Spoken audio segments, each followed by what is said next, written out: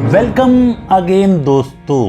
Anju ma'am अपने दुख तकलीफों से बहुत ज़्यादा परेशान रहती थी।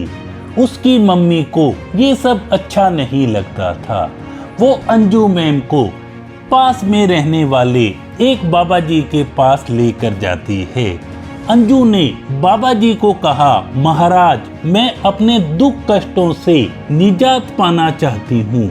बाबा जी ने बड़े ही शांत स्वभाव से कहा, चलो हम थोड़ा टहलने के लिए सामने वाले गार्डन में चलते हैं। जी फॉर गोला।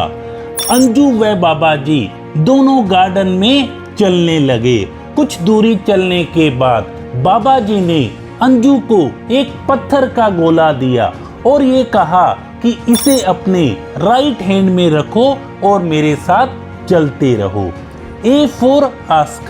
कुछ देर अंजू ने उस गोले को अपने हाथ में रखा, चलती रही।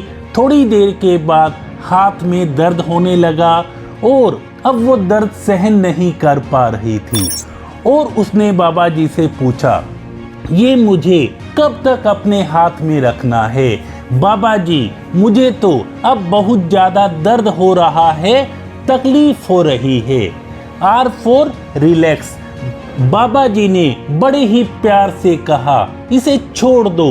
अंजू ने जैसे ही उस गोले को अपने हाथ से गिराया, उसने राहत की सांस ली और वो बहुत ही रिलैक्स हो गई। D for design. बाबा जी ने अंजू को कहा, बेटा हमारी जिंदगी भी इसी तरीके से डिजाइन की गई है।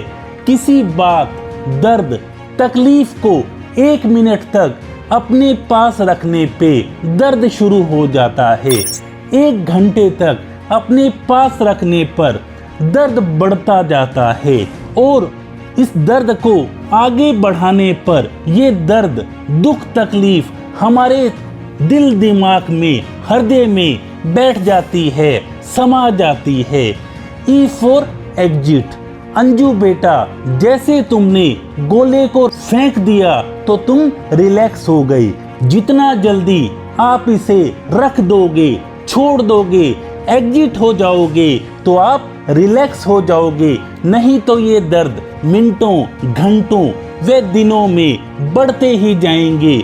इसलिए कोशिश करिए अपने दर्द को तुरंत छोड़ दीजिए, तुरंत एग्जिट हो जाइए। बस ये सोच लीजिए जो हो रहा है अच्छा हो रहा है, जो होगा वो भी बहुत ही अच्छा होगा, हमारी बेहतरी के लिए होगा। N for nature. यदि दर्द तकलीफ ढोते रहोगे, सहते रहोगे तो जिंदगी भर ढोते रहोगे और ये तुम्हारी नेचर बन जाएगी। लेकिन जब सोचोगे इससे बाहर आना है, तभी उसी पल इससे बाहर आ जाओगे और हल्के हो जाओगे। यकीनन जब तुम सोचोगे तभी तुम बाहर आ जाओगे और थोड़े ही समय में तुमको ये लगने लग जाएगा कि जो मैंने सोचा था, जो अब हो रहा है, वो भी पहले से बहुत ही अच्छा हो रहा है। क्योंकि किसी ने कहा था, जीवन में हम कई बार बड़ी बड़ी समस्याओं, परेशानियों से यूं निकल जाते हैं मानो कोई है जो हमारा साथ दे रहा है।